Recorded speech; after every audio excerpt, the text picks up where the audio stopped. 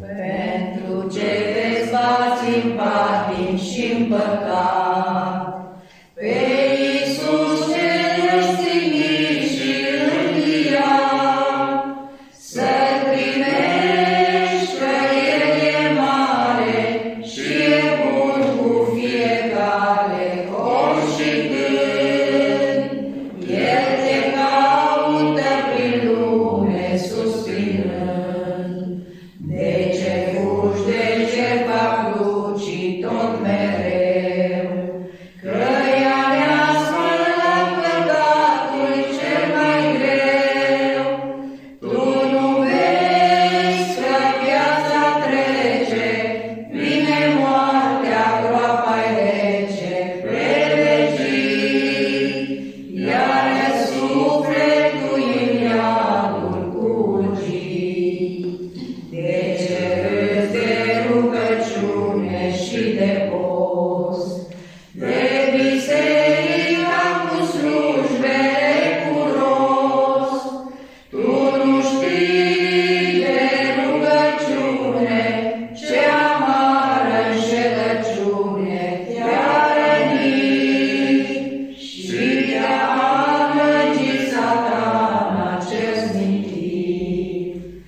Azi biserica te cheamă cu al său glas, ca să vii la rugăciune în orice ceas și să asculți slujba cea sfântă, în altar îngerii cântă lui Iisus.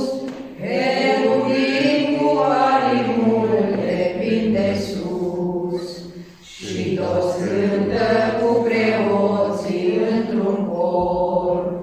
Nevăzuți de ochii noștri ai tuturor, numai de fiiți alese, ce au dat darul prin mese, Duhul Sfânt, ca să întărească credința pe pământ.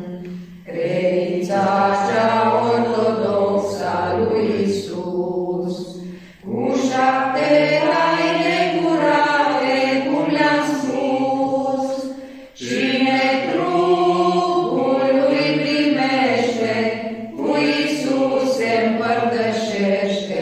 Dragul meu, el trăiește cu nădejdea în Dumnezeu. Și măicuța lui cea sfântă îl va păzi, cu puterea Sfintei Cruci îl va umbri. De Satan acest impii, ce pe creștini a amăgit ca un hoț și îi trage în rătăcire mai pe toți.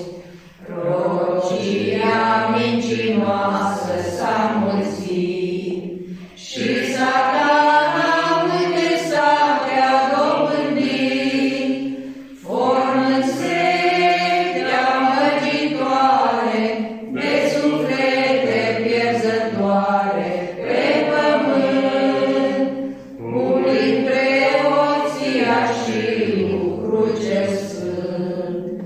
Să nu te lași amăgit, iubitul meu, de Satana cel smintit, dușmanul tău.